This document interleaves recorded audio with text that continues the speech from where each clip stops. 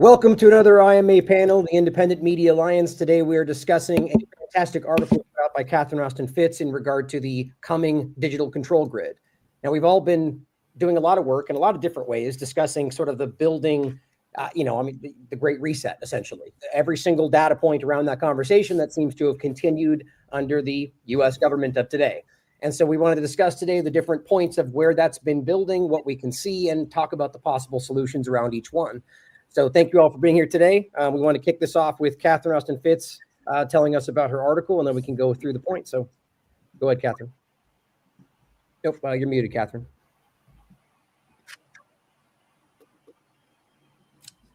Still muted, Catherine. Yep. Okay.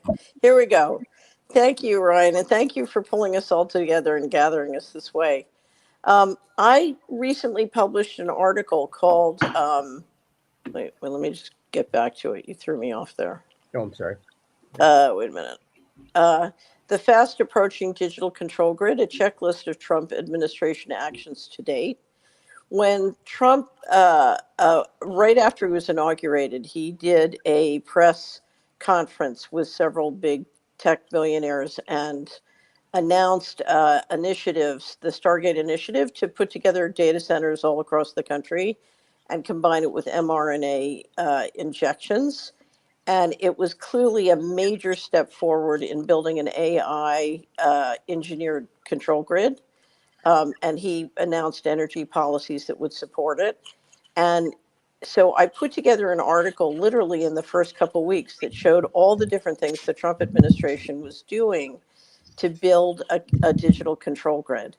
And what I discovered with that article was that many people, they see the individual pieces, but they don't see how they come together in a control grid, which completely overruns the US Constitution and changes our fundamental governance structure, including moving control of fiscal policy and taxation to the central banks. And so ever since that article, I've been tracking and just amazed both at all the things they're doing to build the digital control grid, but also all the things they're not doing. If you were serious about reverting the corruption in the last 4 or 5 administrations, they're not doing any of those things.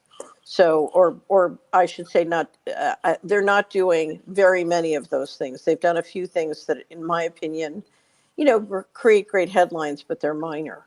And so I put up a new piece where I just extended the old piece, and I had, I went sort of through my summary, and then I went through different categories. The first, let me just describe the categories. The first was money. The second was the war on cash. The third was financial disclosure, which to me is a major, major issue.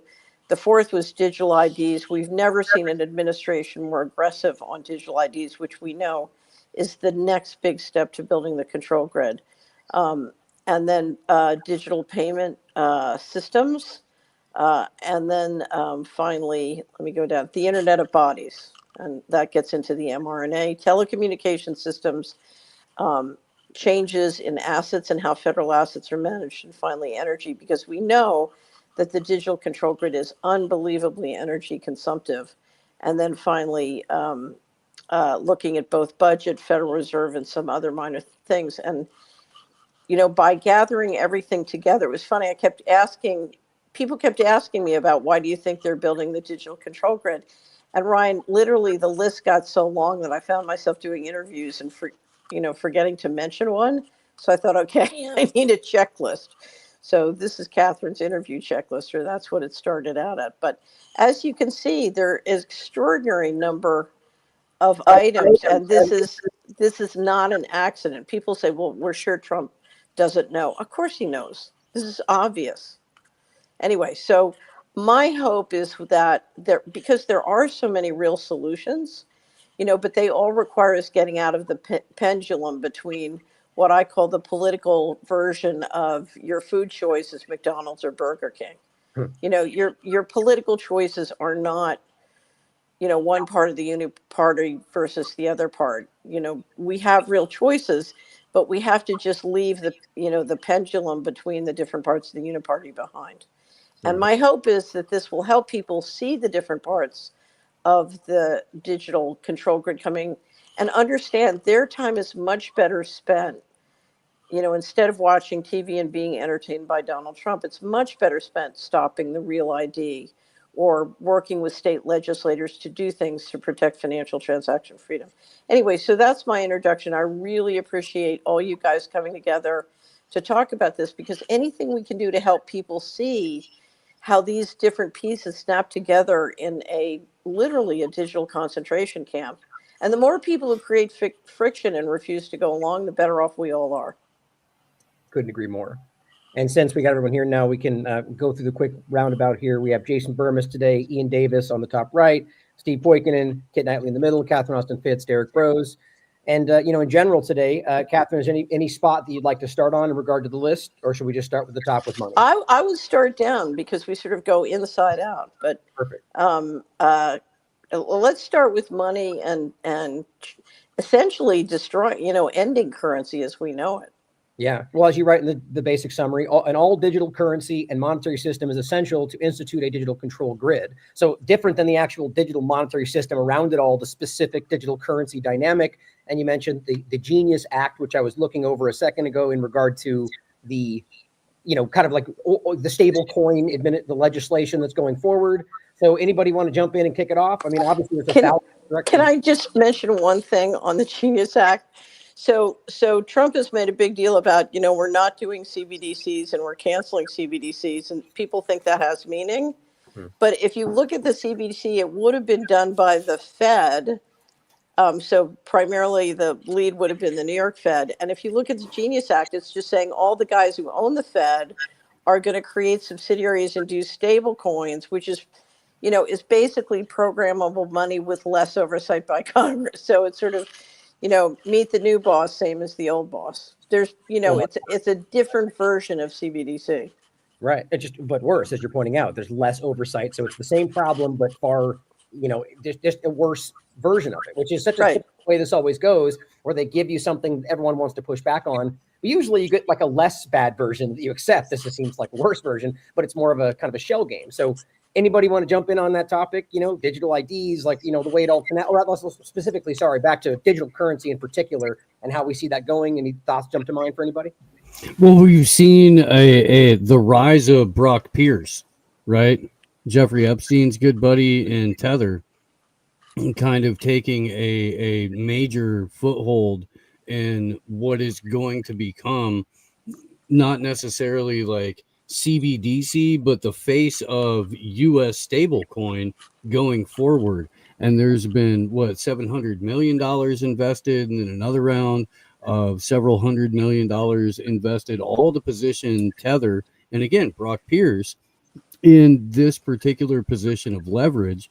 And we're kind of finally seeing like the merger of PayPal Mafia and cryptocurrency all wrapped in with a nice tight federal bow. Mm-hmm. And did anybody vote on this? Was anybody asked about this? Did anybody give an opinion to where it may be in the contrary of, no, I would rather not have my entire financial system be on a blockchain where at the whim of some bureaucrat I can have my entire life shut off? I don't think any of this occurred, but it's still happening.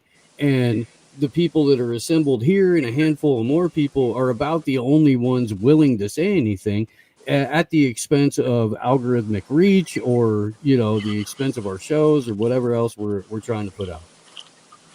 Yeah. Go ahead, Jason. Well, I'm not sure whose feedback that is, but there is some feedback. Yeah. I would say this. I mean, right now, we're in the first 3 months of the administration. I think it's pretty obvious, or it should be to most people, that inflation is going nowhere. And I really don't know how it could really go anywhere after they printed all that money up during the COVID 1984 nightmare. I think that the talking points of going into Fort Knox and the New York Federal Reserve are great. I don't think they're ever going to come to fruition. I also believe that most of us kind of saw the headbutting of Powell and Trump in these rates, and all the while, what's happening right now? Gold is exploding as a hard asset. Silver is doing very well, and Bitcoin is back on the rise. And I would imagine with the right economic turmoil and headline, we could see Bitcoin actually not go to 1 million. You know, those people are always going high, but maybe reach a high of 120, 125,000. What does that mean for the next, market in crypto? I think you see Ethereum and all these meme coins explode. In fact, Trump, I just saw a report today, is going to be having a meeting with the top holders of his meme coin, right? Remember when Trump came out and that just exploded? So I think there's going to be a lot of exploitation on that level as they move more people into the comfort of using this device on the blockchain. For instance, Venmo, PayPal, you can buy Bitcoin on there right now. You know what I mean? And I'm sure that's going to go into more and more crypto. I think they will hedge their bets. And, you know, kind of like we talked even before the administration took place, we all know that a digital currency is part of the plan. So that's going to be pushed forward. I mean, to imagine it would not be when Peter Thiel was such a huge part of the push at the very end of this administration getting in. You have Vance, etc. I don't know what the public's going to think about it. I mean, I think if you keep it so people can still afford things and you still have the rhetoric on television, unfortunately, I don't know how we get back to a pushback on that. I don't believe anybody here thinks that we're going to get an honest audit of the Federal Reserve, et cetera. I'd love to see that. You know, there's been talks of Ron Paul. Those talks went away very, very quickly. So unfortunately, you know, and in this very first part, Catherine talks about an AI and crypto czar. You know, one of the things that wasn't really highlighted in the article that's extremely concerning to me is that, well, AI is a buzzword. We've not taken out the government fascistic aspect of AI, in that the chief AI officer, artificial intelligence officer program, is still going. And that means that our government is literally involved at the Defense Department level on every company developing both software and hardware in this regard, and essentially decides how far it goes. I mean, all these companies are being audited by the government. And again, the only ones that are beyond this audit are government agencies. It says it right in the CAIO doctrine. Anybody can read right now. So that's extremely also concerning when we're talking about cryptocurrency, because they are going to end up going hand in hand.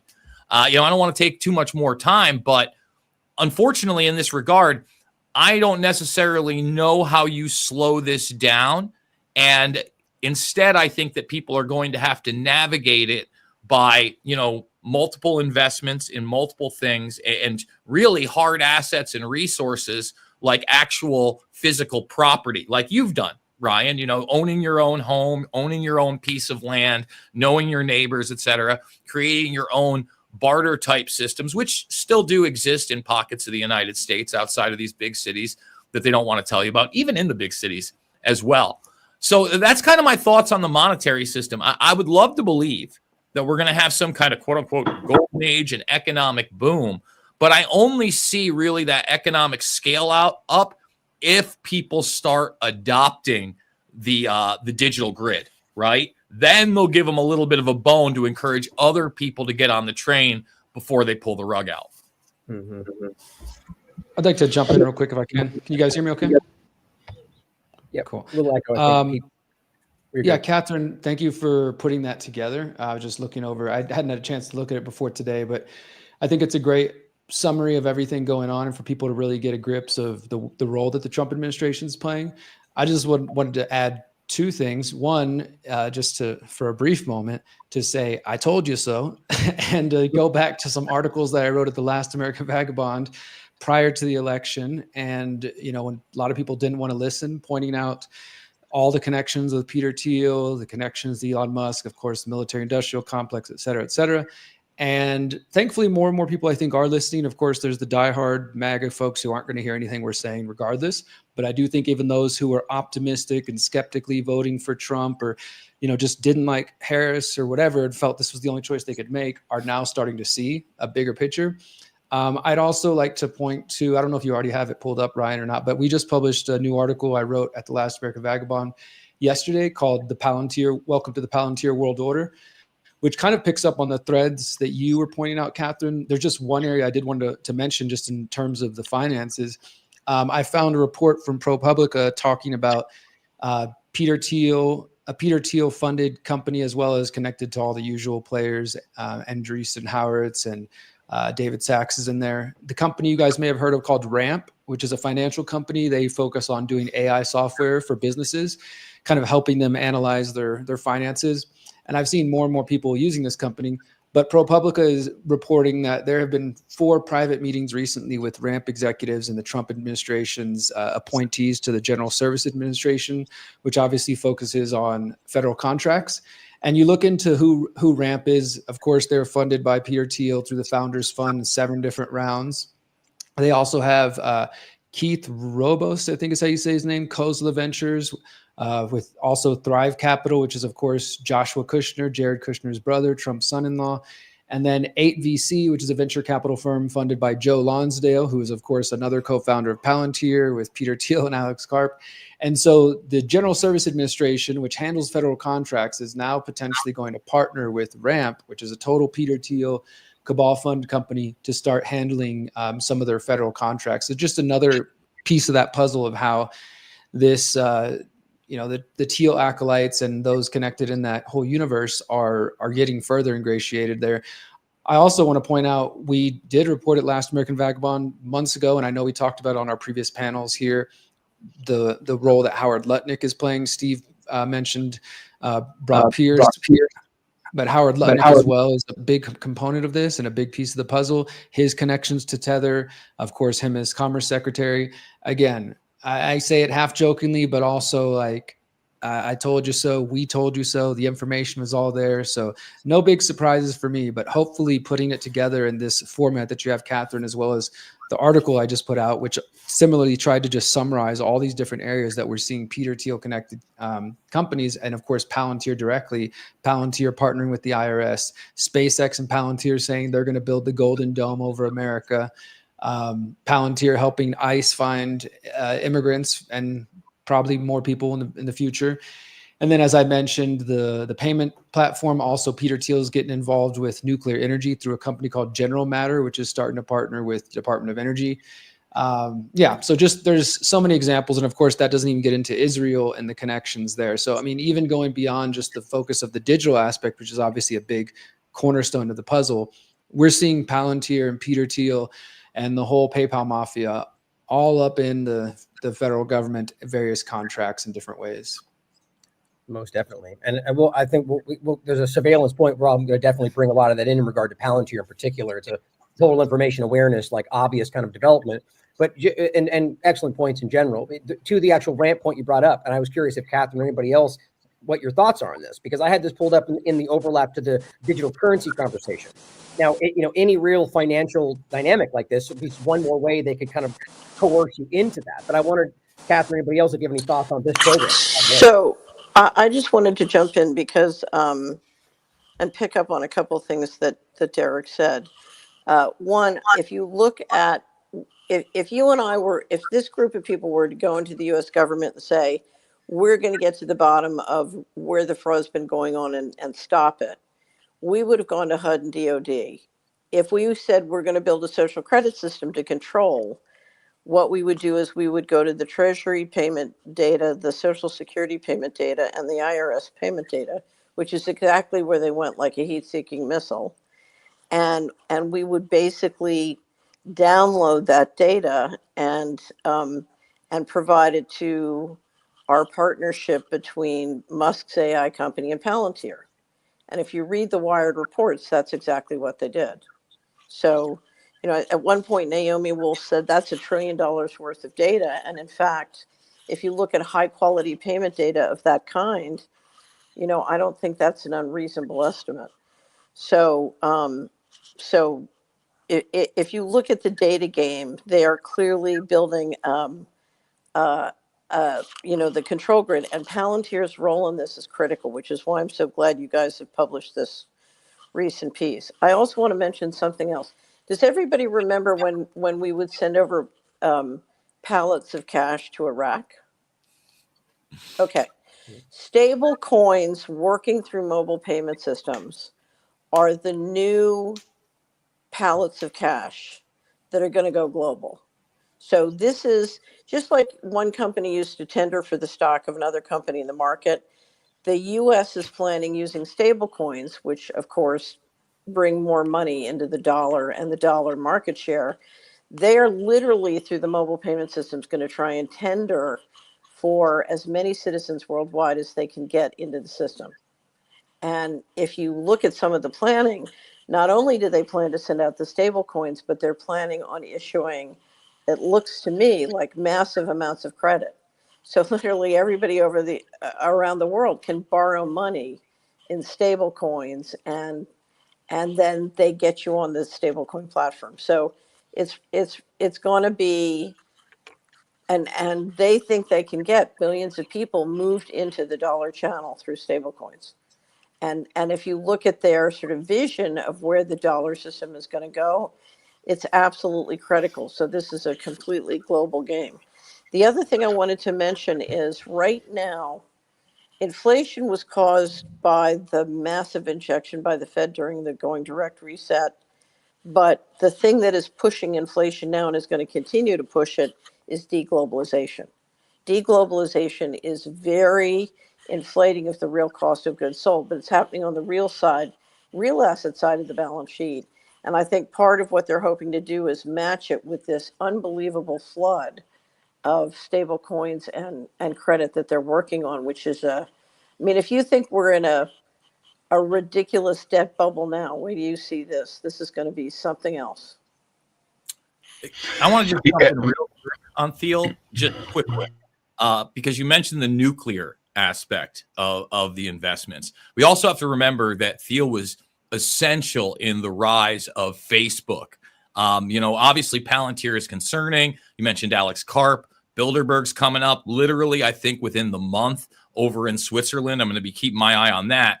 But one of the things that has been downplayed is the fact that we've had Meta now announce that they're building a data center in Kentucky, almost the size of Lower Manhattan. And they'll have all the energy in the world, again, to run these AI data centers. Well, it's Meta, it's Google, et cetera, that have now invested in these mini nuclear plants that they are going to have supposedly on site. So they plan on powering these things with mini plants around these areas. So remember what I just said. These centers are the size. Go watch the map overlay of Lower Manhattan, how big this will be.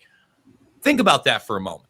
That type of technology is now going to be fast-tracked, not for you and I, not for cheaper power, but for AI-driven authoritarianism. I mean, that's a legit point that no one seems to be talking about. And again, Thiel was essential in the come up of Zuckerberg, Facebook, Meta, everything. And just one more point on social media.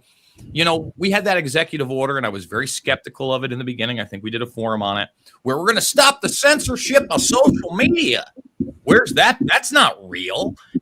Even yesterday, I posted, I've got dead kids in my feed every day. I don't know if you guys saw it, but twin girls, 4 years old in Gaza, dead. I reposted it.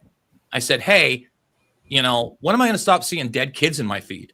I had people, and now they weren't in the United States of America, but they're not allowed to even watch that video in Europe and places in South America. They comply. And that's X, that supposed free speech platform with his Muskernuts friend.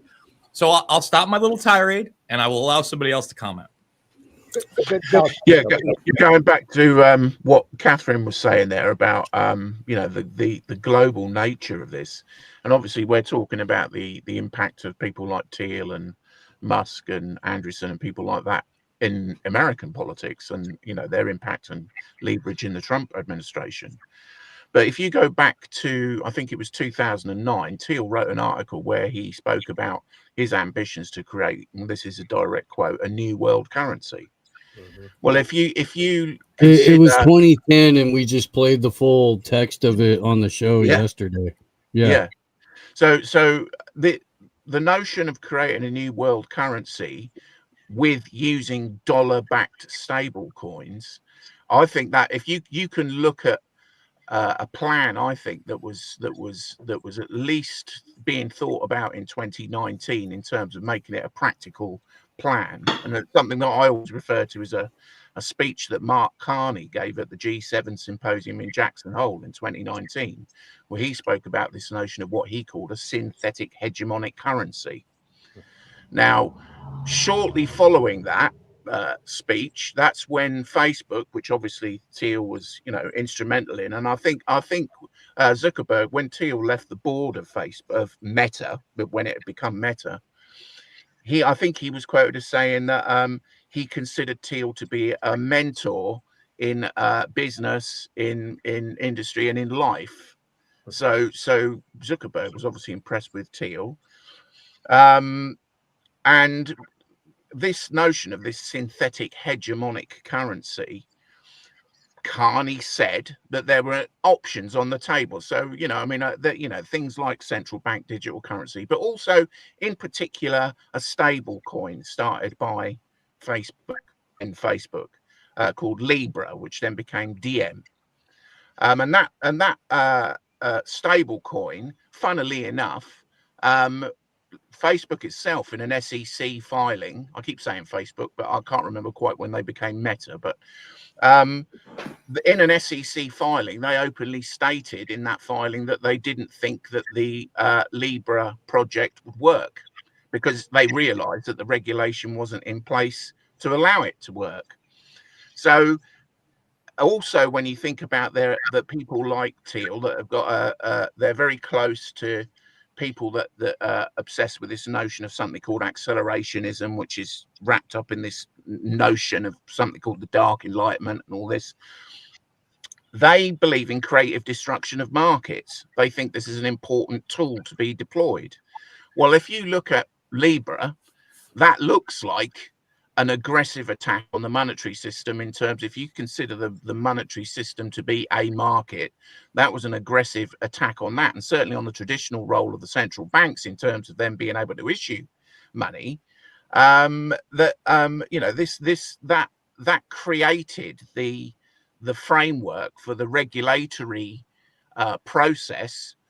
And we had people like Thiel and Zuckerberg were meeting with Trump during his first administration in private for private meetings when Zuckerberg was being quizzed about Libra in front of the world and certainly in front of the Senate and in front of various committees.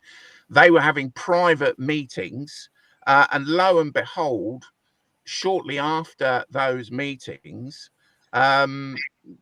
the Diem project, which it had become by then, suddenly became, it was going to be backed by a basket of currencies, and then it was backed after these meetings. It was suddenly going to be backed 1-to-1, pegged to the dollar to the US dollar. Well, when you look more closely at the notion of interoperable currency, which is what the Bank for International Settlements has been absolutely obsessed about for many, many years, we've already seen things like what a team at Warwick University, they've already onboarded in the US using from fiat to a stable coin, a USDC stable coin. So this was Circles, and then offboarded at the other end in France directly in euros in real time across borders with very, very, very low transaction fees, with a transaction that tracked exchange rates by 0.02%. So that 0.02% was more than saved. Was more than covered by the extremely cheap transaction fees. So they are building. I suggest, and I think that the US move towards US dollar backed stable coins is very much part of this. They are building a global network of interoperable digital currencies. And I think the more that you look at it, think about what Carney might have been talking about when he was talking about a synthetic hegemonic currency, is that rather than having and he was very much concerned about protecting the power of the dollar as well. And clearly, with people like Thiel backing things like Paxos, which is a which is a one-to-one US dollar custodian of its digital stablecoin. Things are moving in that direction, and it would seem that that in all likelihood, a US dollar denominated stablecoins are going to be the dominant kind of currency in a new model of international monetary and financial system, which is going to be wholly synthetic and therefore centrally controlled. So, Iain, let me ask you a question. It looks to me like they're building this parallel track with stable coins so that they can bypass a lot of the national controls in the current banking system. So you're looking in a funny kind of way, you're doing same old, you're just skipping all the different toll booths. Is that fair to say? Yeah, I mean, I think things are still up in the air. I think there was a notable exchange between Augustine Carstens and I can't remember her name now. She's an academic Lagarde? anyway. Oh no, it wasn't I Lagarde. know No, what you're talking about. she was an academic, and Yeah. and he was saying that if we're going to have these stable coins that are backed by US treasuries, why shouldn't we just use CBDC, wholesale CBDC and trade assets as we normally have, but just use wholesale CBDC? And her response to him was, well, why should we bother with this third party? Why do we have to trust central banks with all their strange biases? Why can't we trust Paxos? No, so I'll tell you why. Right now, under the law, the Fed's problem is it cannot do CBDC without authorizing legislation, and it still is under the rubric of Congress. And it's one of the reasons they're trying to get a constitutional convention. It's one of the reasons they've been trying to wiggle out. But right now, the Fed has too many disclosure obligations, and Congress still has jurisdiction. And that is a real sticking point if you have to go get legislation and admit what you're really going to do. And stablecoin is a way to do the same thing because it's the owners of the New York Fed who are going to control all the stablecoins. It's just, and there's one layer removed between congressional oversight, and you can have a lot more secrecy and wiggle out of Congress. That's why. Yeah, no, definitely. I mean, if you think about the implications of what Trump was talking about in terms of freedom cities, so this notion of these deregulated, anything goes, sort of free-for-all development zones where the multinational corporations can research and develop to their heart's content, then companies like Tether will be able to do whatever they want with regard to the development of their stable coins within those freedom zones, literally beyond the jurisdiction. Well, it seems like from what they've suggested, beyond the jurisdiction of the federal government, if they establish these quote unquote freedom cities. So they are trying to create a privatized, a totally privatized international monetary and financial system. I think. I think you're right. And the question is whether these development zones, whether Prospera dynamics or not, are actually just another part of that same agenda, and they're just being, presented that way. Like in Prospera, using Starlink with the same, Teal funded. I think it's kind of like trial balloons for the same problem, and it's they're using cryptocurrency. It's all kind of the same thing. But I think you're right. The way you can see this developing is clearly from a globalist perspective. I want to point out that from Facebook and Libra, like imagine if that was Iran that did that, where they just allowed this to go. It's clearly being allowed. And what I think is interesting to what Catherine was bringing up in her article, the Genius Act itself, as I think you were kind of alluding to, clearly highlights that only the federal entities are the ones that are allowed to now do this, and they're just kind of taking control of the dynamic within it all. And I think that in coupling that with the real ID, national identification, it's just I don't know why people can't see how this is developing, whether or not they want to admit that this is their plan. It is the same agenda, which is kind of like the larger thing we're talking about today. I don't know if Kit, you wanted to have any comments on this. I did. I just was going to say that if you look at the history of the central bank digital currency issue, like it explodes in 2020, and I think it was quite interesting we got to the point in like late 2021, early 2022, where basically something like 150 of the 194 global nations are all developing their own. And the stick in the mud on this issue was, weirdly enough, usually the United States. All these countries were publishing reports saying digital currency is going to be great. And Congress would publish reports saying, yeah, but it might not be so great. And I think there's lots of issues that go into that. I think some of it was a fear from like the empire head nation that it would undercut their legislative power. And some of it is the odd position that America is in, like economics wise, where they use a lot more cash than a lot of Western countries do. And so you have this sort of transition rebranding, as Catherine said right at the beginning. Basically, they're going to do a central bank digital currency. They're going to call it something else. And as Iain pointed out with the interoperable issue, they're going to do a global currency, only it will be called 150 different things. It's very much a question of linguistics and branding more than anything else.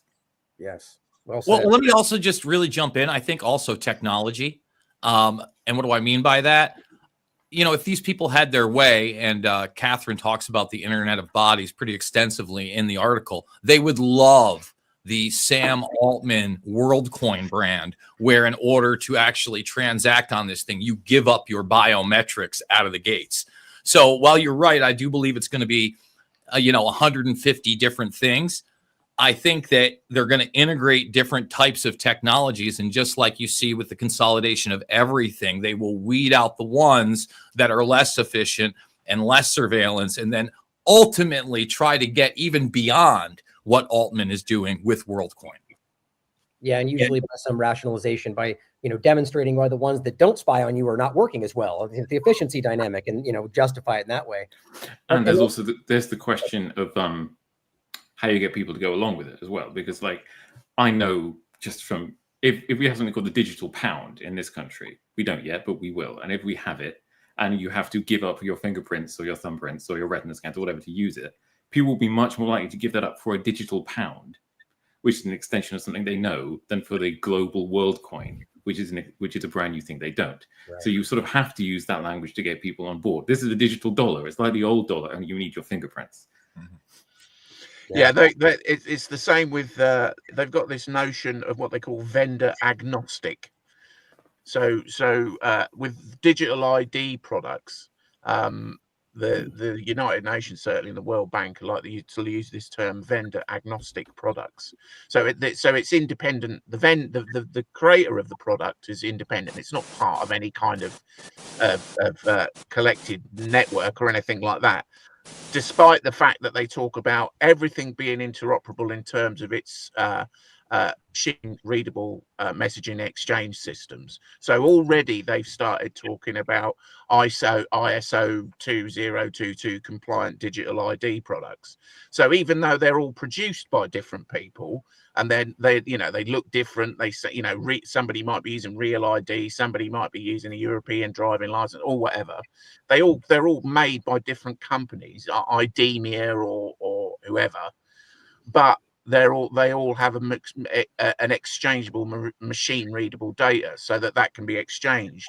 And the World Bank have already toyed with this ID4D idea of having a universal ledger for all digital ID, which would just simply gather up this data from all digital ID products.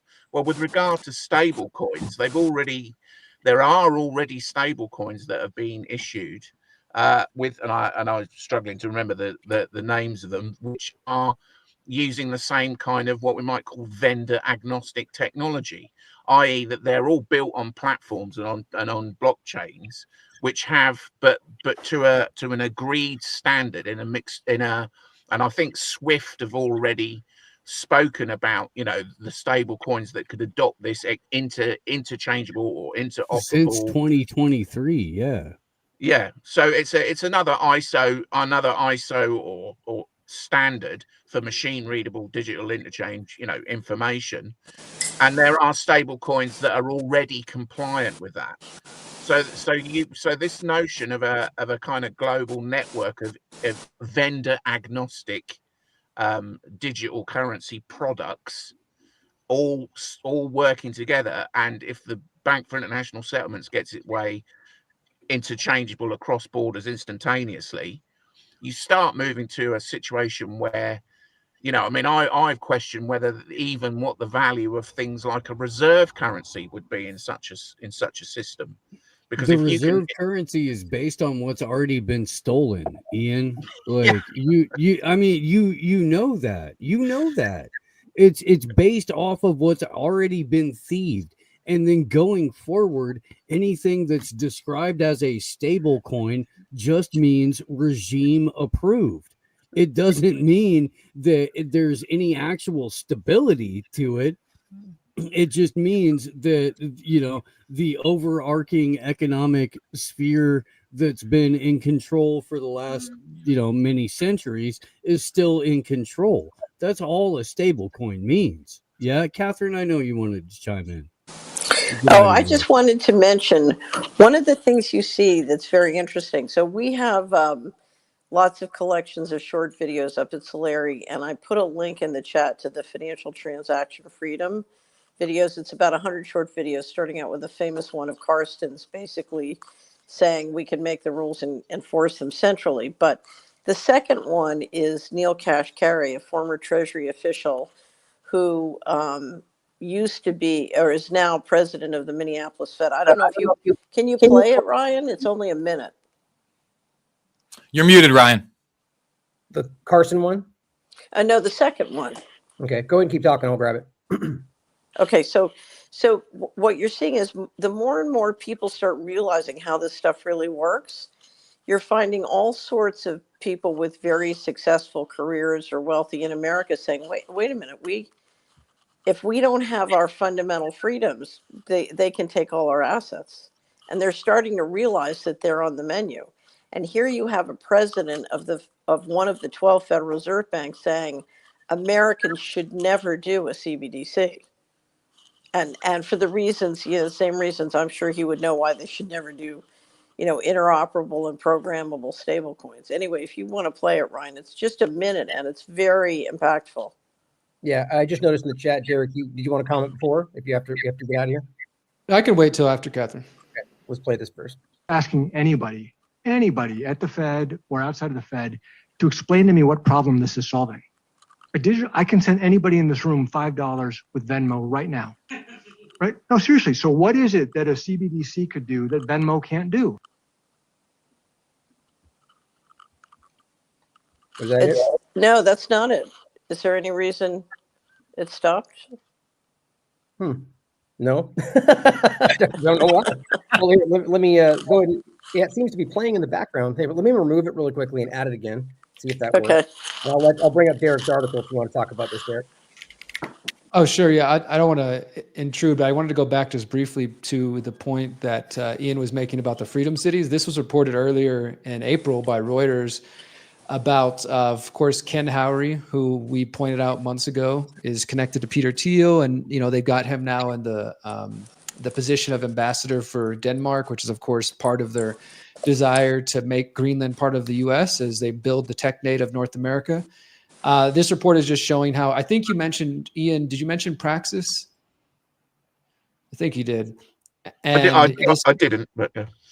Okay, well, so this ties into some of the companies and some of the things you were talking about. Praxis is one of the companies. There's also another one called Promos, I think it is, and Pronomos Capital. And this is tied to Andreessen, it's tied to Peter Thiel, tied to Lonsdale, again, the whole PayPal mafia.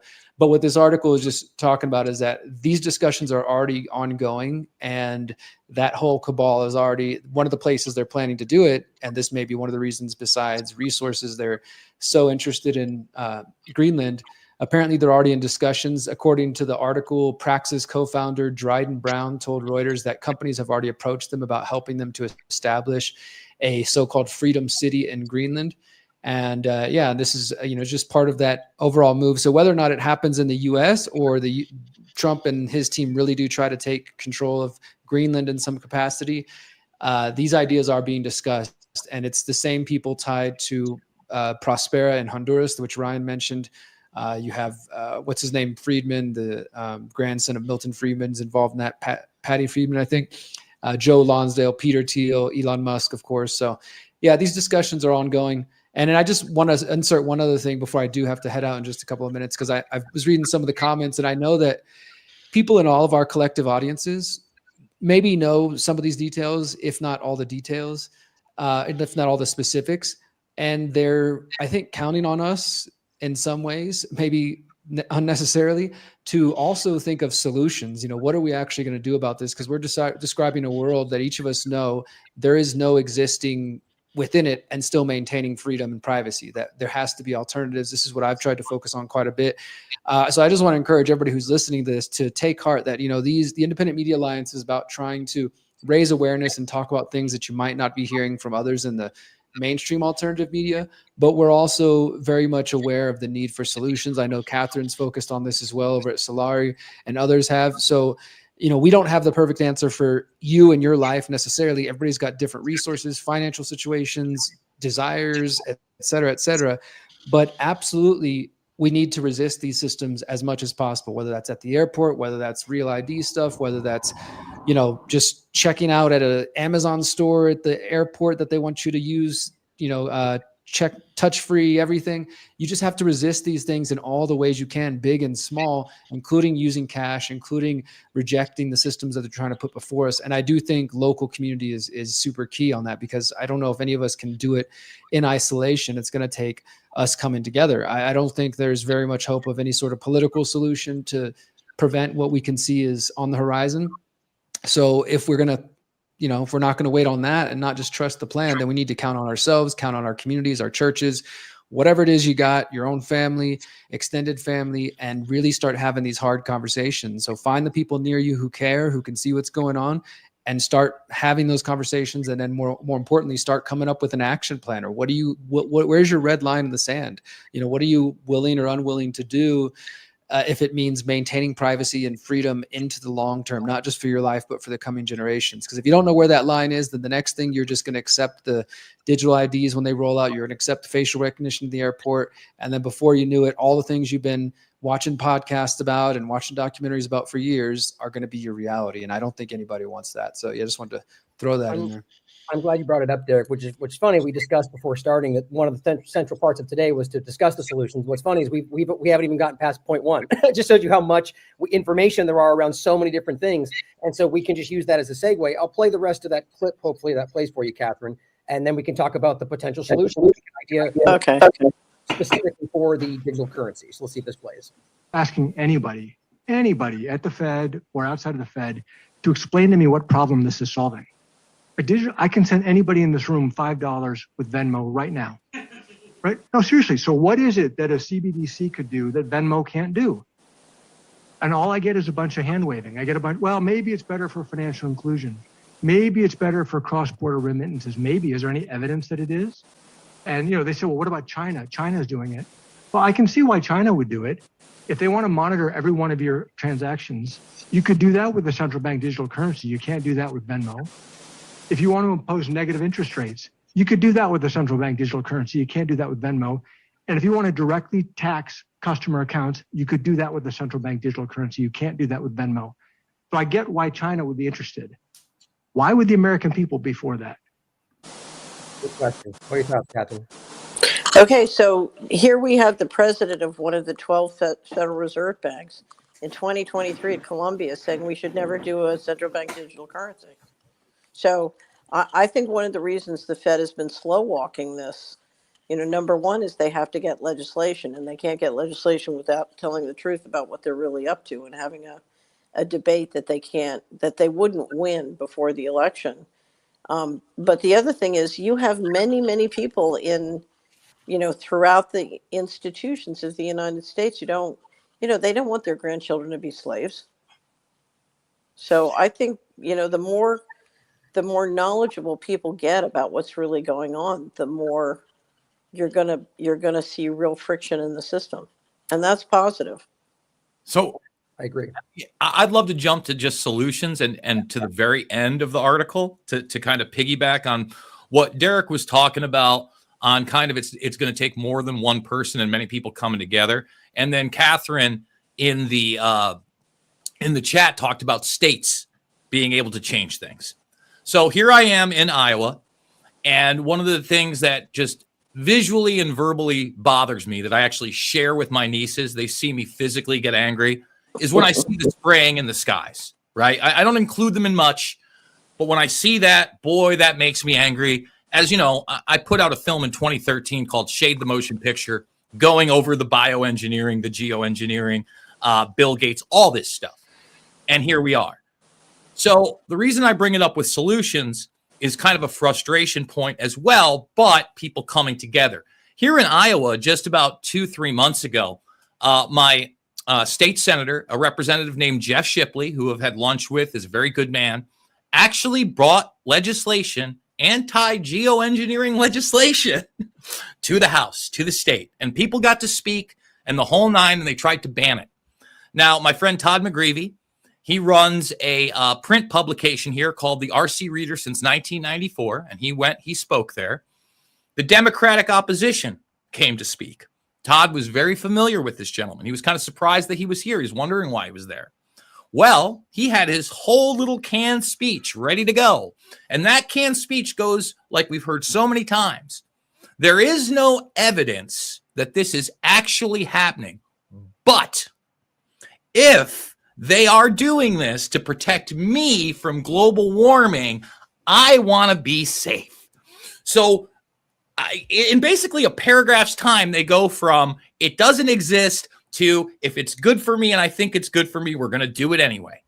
So to me, yes, we can change things as a state, but we're still in the baby steps of something that everybody in the world can look up and see.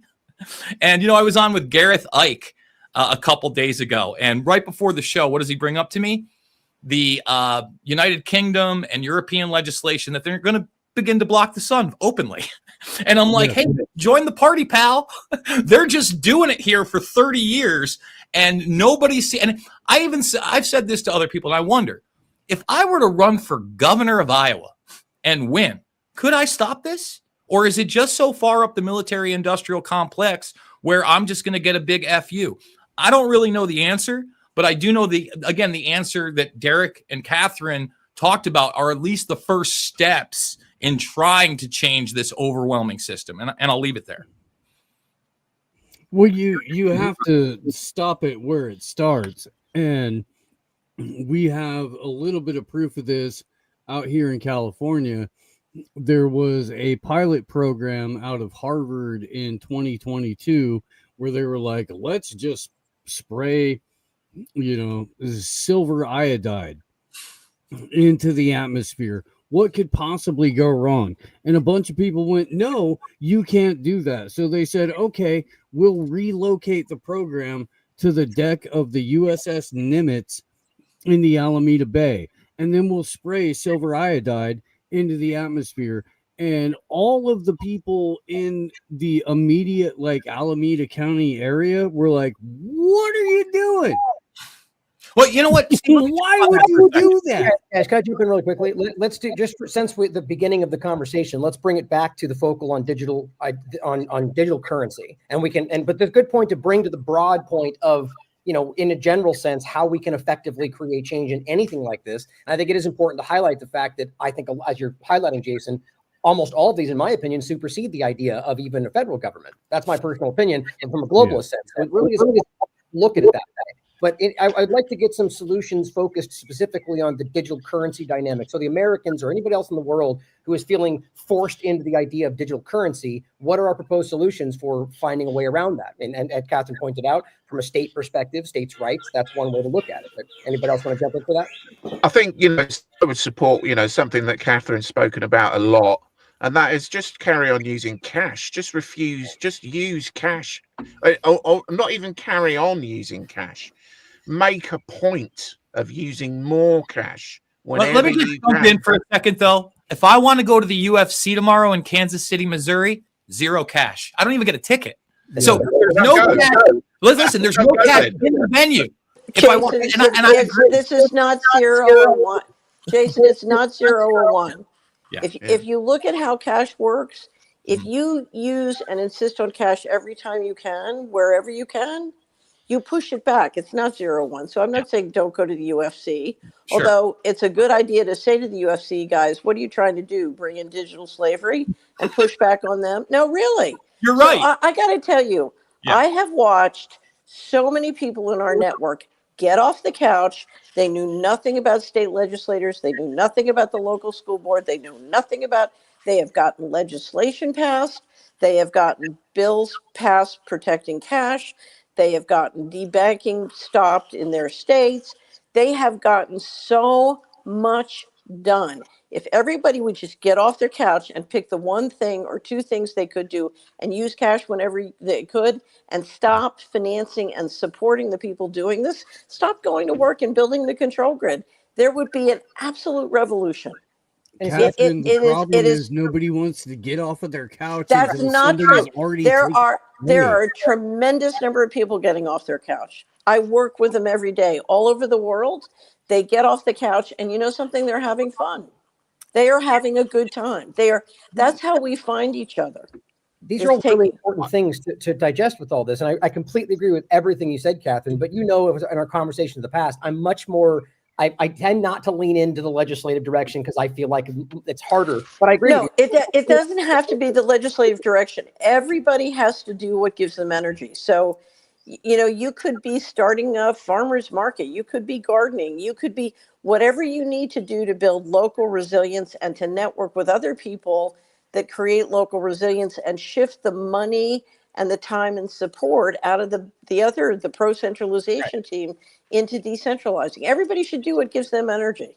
That's what I said. I agree with you. It's my point. But I mean, I'm just prefacing what I'm about to say by the fact that's why I tend not to lean that direction. So that being a good thing to do, and I agree that everyone should be doing it. However, I think in my opinion, the primary directive or direction from like a Larkin Rose, Derrick Broze kind of perspective is to act in vote with your dollar in that sense. So I would say don't go to the UFC, not because you don't like it or you don't want to support the UFC, but that's how you vote in this world right now, right? You don't go or whatever else and that's what Catherine's saying. You prove to them that's more important to you, you know, but also you heard Ryan Cristian just pirate that like a regular American. I love going to the trying to get that 1 point out. my first experience was about 1.5 years ago. And like I said, this is in Kansas City, Missouri, red state, by the way, everybody, where I went to Illinois. And it was just before they were going to have the DNC there. I went to the venue with cash in my hand, thinking I could get a physical ticket. When I went to the booth, they said, no. And they made me do it through a text message, and a QR code would not accept my money. Then inside, I can't get a pretzel for money. It's every Major League Baseball event now. It's every major sporting event is like that. No cash, have to have a QR code, have to download the app.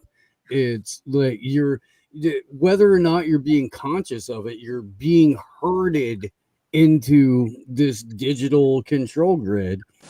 And it's going to take a whole lot of people to go, hey, wait a minute, that's dumb. No, I'd rather not. I'd rather not do that. This seems completely ridiculous before anybody's going to balk. But we got to make them balk. We really do. I think what's ironic about that, of course, is that what's going to remain still a cash business is going to be black market weapons and drugs, and those were only created to launder money for the federal government in the first place. So they can't completely kill cash because they need it. Yeah, Catherine had a point though. Go ahead, Catherine. Okay, so I'm just moving over to put this in the chat. We have a section up on our financial transaction freedom website called Turtling for Cash. And a wonderful subscriber in South Dakota got legislation passed in the state legislature this session saying that school sports events had to take cash. And because I agree, the sports is a big place where all right, let me stop you, Catherine. Let me stop you, because I do a platform elite. Cost me about $3,000 to $5,000 for a private. This is private, and it's the EBK Sports Center. Now, when they really want to get you, and they do, and you say that there's an ATM right there. Now, most of them are cash. Twice this year, if I wanted to go to the volleyball tournament that I already paid for, they have a QR code. It is a 2-day pass. No, Jason, I understand that. What I'm telling you is, you know the rules. That's first, I know about how difficult it is. What I'm telling you is, I know you can raise the percentage of cash you use in your daily transactions if you want to, and it matters. You don't have to do it. It's not 0 or 1. Okay, you do thousands of transactions a year. Okay, the other thing I want to bring up, just because you're in Iowa, and I told Brian I wanted to bring this up, I just did a wonderful interview that we'll publish in 2 or 3 weeks with Pat Militek. Oh, Militek, good buddy of mine.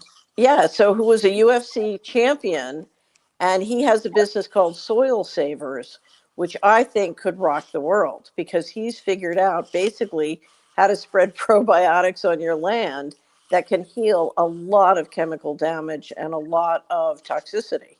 And it's quite remarkable. So they're, that's a good friend and a very smart guy. And we actually went and saw a film together last week, Soil Saviors. Again, that goes back to even the geoengineering and what we're putting in our bodies and what we're breathing and eating. Right.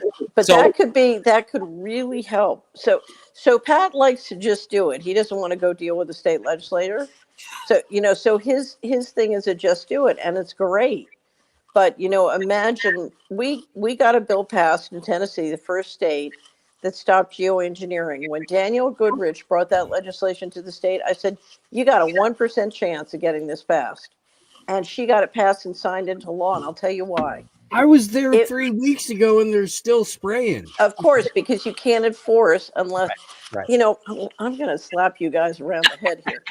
So she took it. I said, you got no chance, but sometimes it takes 7 years of breaking down the walls to get a good enforcement going in Tennessee.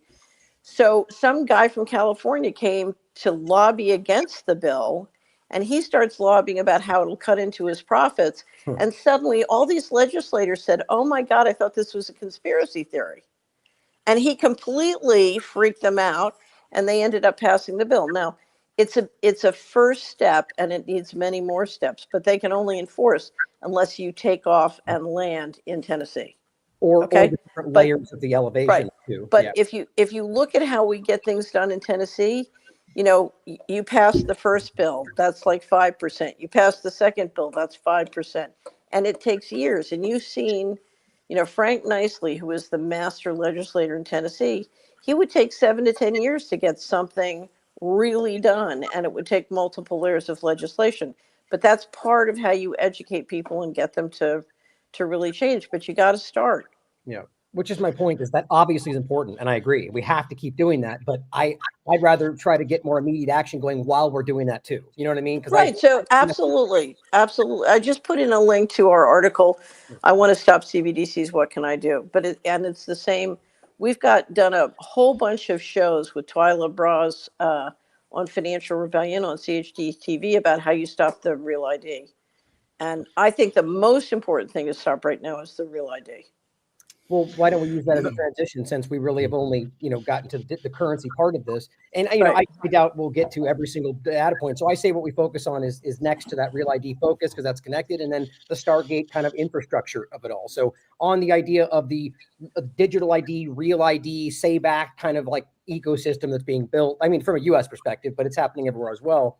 Anyone want to start on that? Any thoughts jump to people's minds? I just like to ask the question out there: how do you describe it to somebody that wants to have voter ID, and explain to them that you don't necessarily need a federalized, quote unquote, real ID? What you need are state IDs at the base that are not involved in that system. Because I think that we all want people to be citizens of the United States that vote and have a system for that. And I don't think that we're anti-identification, but when it gets to the federal level and whether or not you can travel and the embedding of these different RFID and eventually biometric systems, obviously that's what we want to push back against. So Jason, why is the registration process not?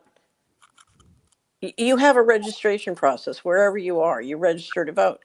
That's it. That's your That's your system. What? But they usually do it through the DMV, and they also lie to you all the time and tell you that if you don't get this specific identification. No, but I mean, why does anybody think you need another ID? The law's already to there. protect election fraud. Yeah. I mean, election fraud is a problem, but it's got nothing to do with the absence of IDs. But how do you convey that to people? And then when you go into states like New York or California, et cetera, that are inherently corrupt, even Illinois, which is right, I mean, like it's a mile away from me. Yeah, well, you're right. But I mean, obviously those ones to me are more important because it doesn't allow you to take charge at the local level, right? For your senators, your congressmen, your state senators, a lot of that. And, I don't believe that New York is necessarily a blue state. As much as I don't like Lee Zeldin, I have a hard time believing that Kathy Hochul won in a free and fair election, right? So how do we get a system of quote unquote voter ID that is essentially federalized? And I'm not saying you can't do this, but convey it through state IDs. As well as I do in New York. I mean, they push you right through on that. I was showing my buddy it was the enhanced license that got me into Canada or Mexico. And, my Iowa ID is a little bit different, but I did get the federal one that has the star in it. Most people don't even know that you have an option to opt out of that and just get a regular state ID. So is this just not after May 7th, as I understand? Yeah. Is this just we have to get the information out and then we have to just actually enforce the laws that are already on the books and express that to people that we don't need to say?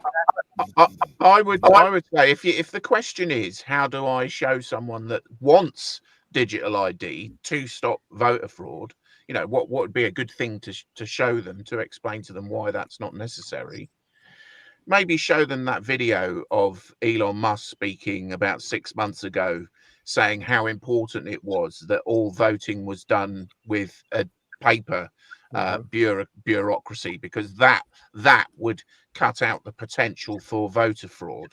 So while he wants voting process itself to be done using manual counts, as in human beings checking bits of paper that someone's put a cross in, because he considers that to be far safer than using any kind of digital system.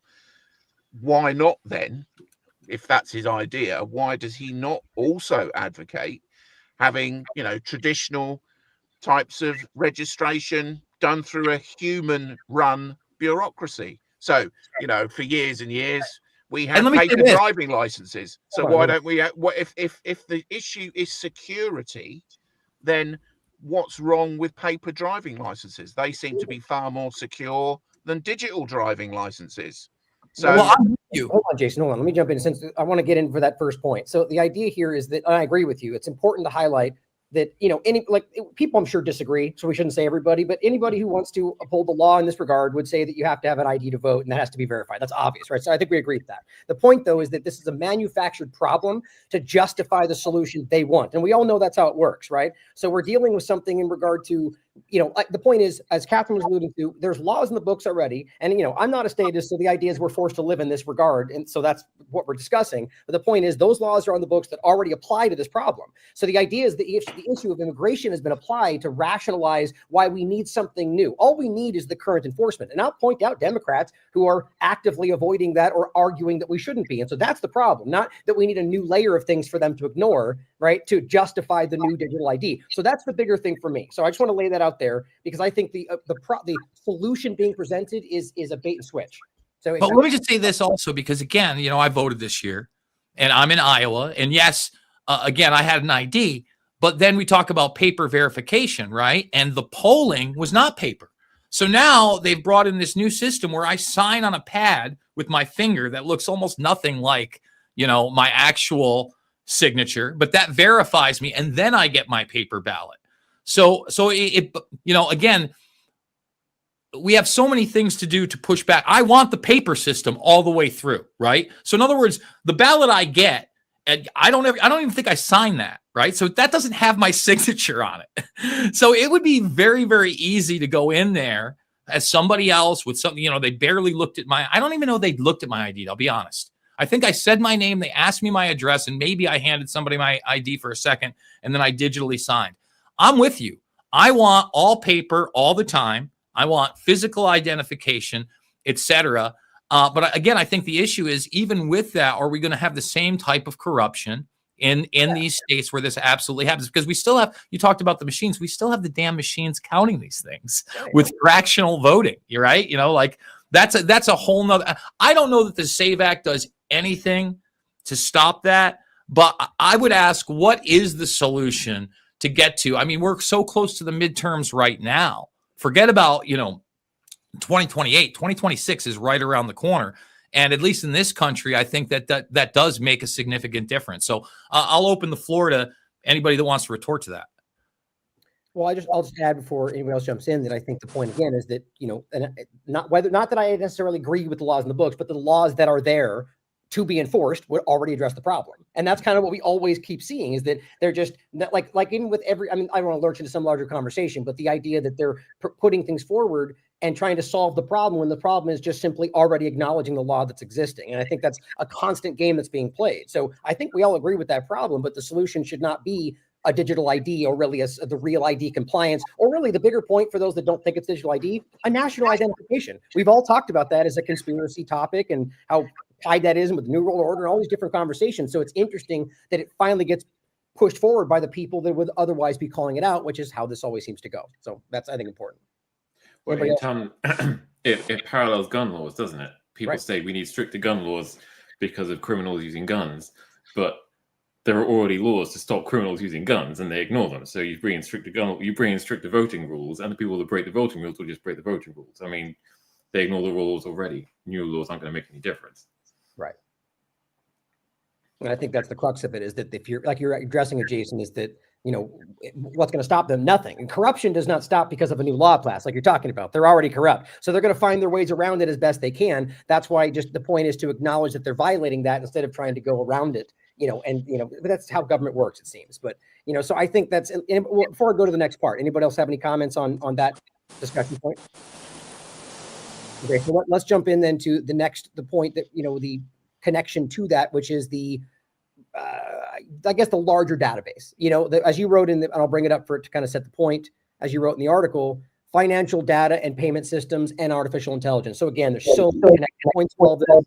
And you just wrote the summary: to build a digital control grid, digital IDs must link with programmable money and interoperable systems across multiple platforms, integrated with social credit and surveillance systems. And that is Stargate, essentially. So kind of what we already went over in a lot of ways, but any other points to start that off?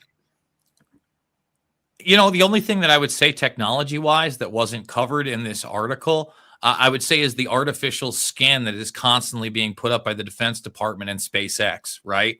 So, we talk about in this the doorbell cams and that type of surveillance.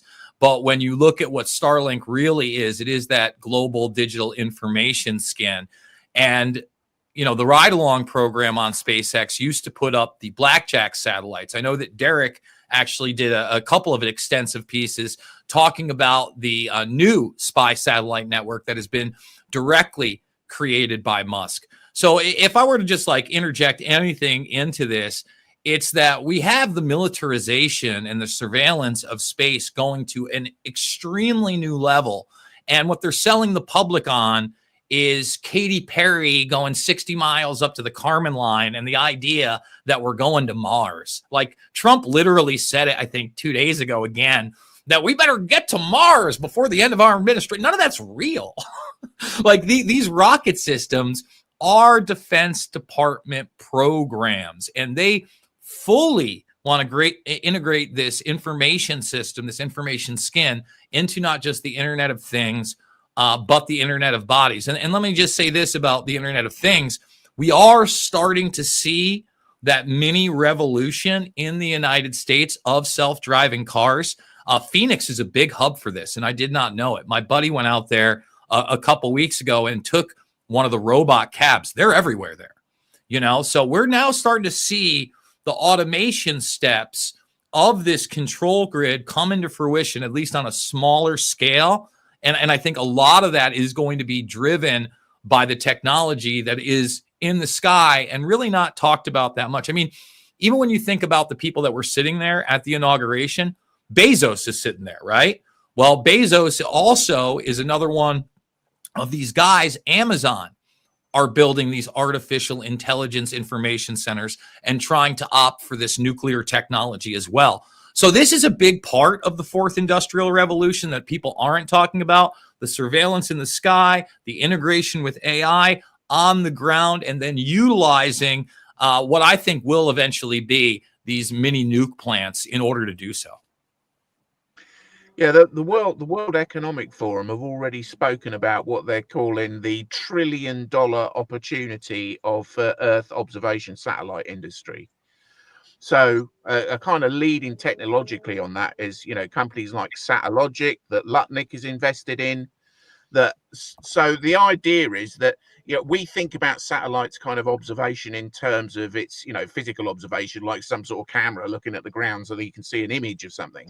But they're talking about using it for harvesting data, particularly from the Internet of Things, Internet of Bodies, bringing this together into one kind of cohesive system that will take data globally from all these devices that we're using, monitoring our energy usage. I mean, with it, there's already they you know, the idea of the cryptocurrency powered smart home has already been developed. You know, so we are moving towards a point where things like the Earth observation industry is going to be a key player in kind of the management and collation and the AI analysis of that data. So the AI analysis of the data that they're going to gather on a global scale, you know, will be worth in itself, well, the World Economic Forum call it $1 trillion opportunity, because obviously, I mean, if you're developing any kind of industry or any kind of technology, then that data will be extremely valuable. Now, we're already seeing companies like X moving into selling their user data. So they openly trade their user data. Now, supposedly it's anonymous, but nonetheless, you know, the data that has been harvested by things like the LLMs that are harvesting up all of our kind of interactions online, and it is everything. It's every comment we make. It's this video. It's all being gathered and harvested to train these LLMs. And once those LLMs are trained, then they're going to be used for, and similar AI systems are going to be used to analyze the data that is gathered by things like the Earth observation satellite systems. So, I think that one of the things that they're doing at the moment is that there are a number of competing technologies that they're playing off against one another to see which one comes out on top. Now, a lot of that will be down to investment, but a lot of that will also be down to, you know, kind of technological efficiency as well. So when they've got a cohesive system and a winner emerges, then that will be, you know, a kind of monopoly on the data that they are gathering.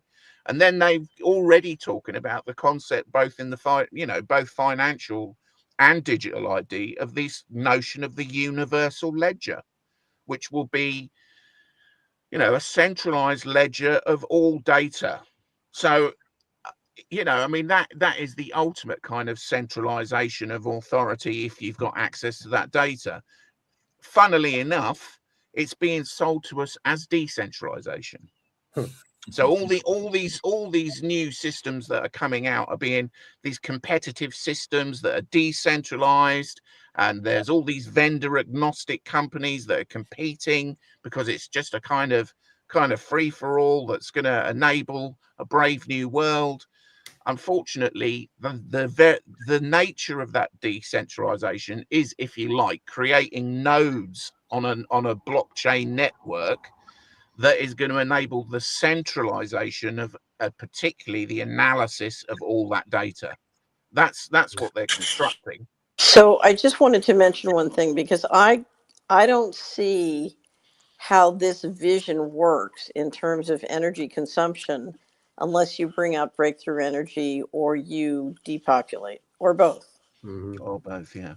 I mean, do both. they're already talking about, in order to meet the projected, and it's the international IEEE.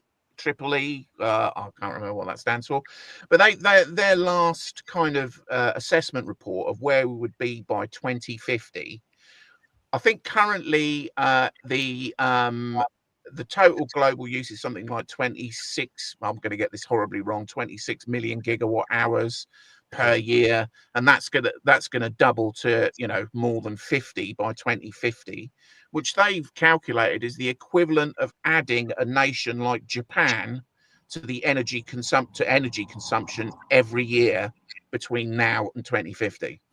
So that's the scale of the energy increase, the energy generation increase that we would need if this was actually going to happen.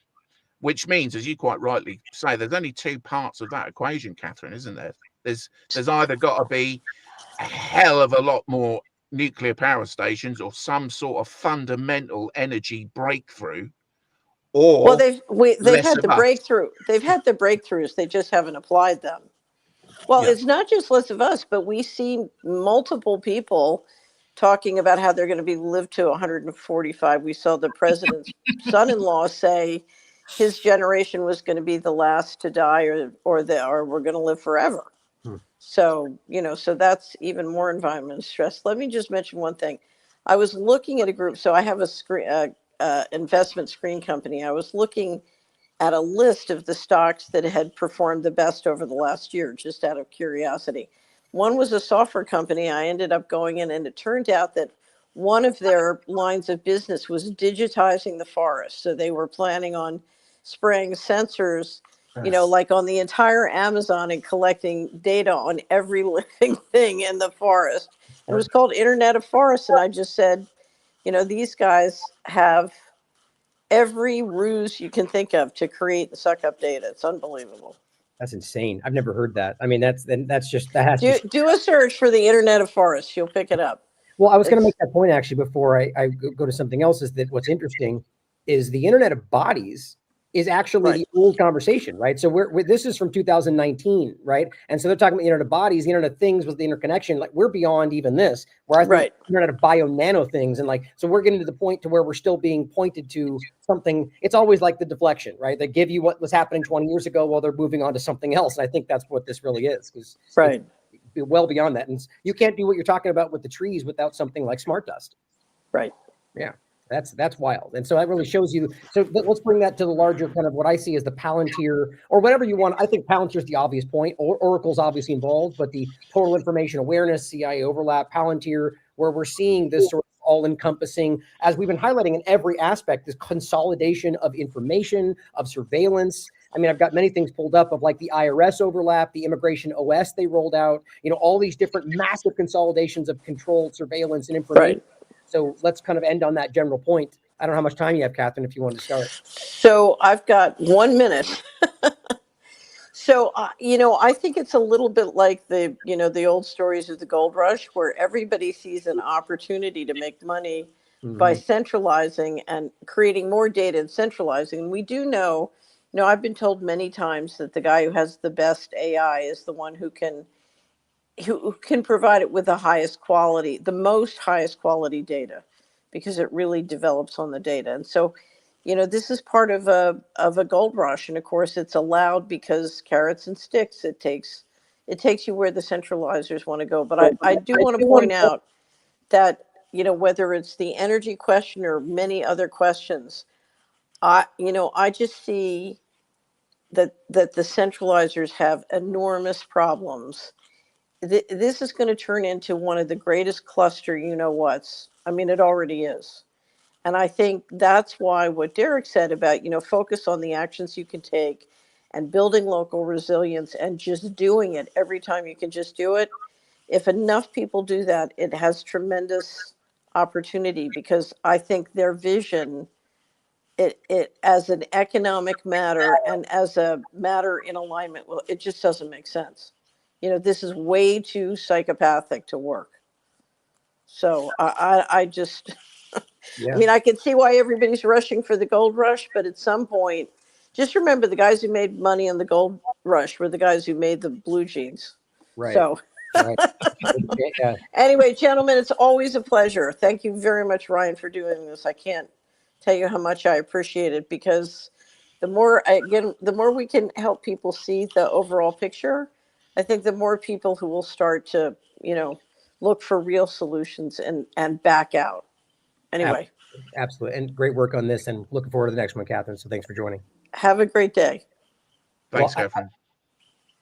I would just like to add on top of that, in the interesting, what Catherine said, doesn't that make you worry that maybe this is the worse version that hides the one that comes? It's usually how that feels, right? Where it's like they're showing you this crazy idea, so people go no to that and then quietly roll out the one that's a little less bad behind it.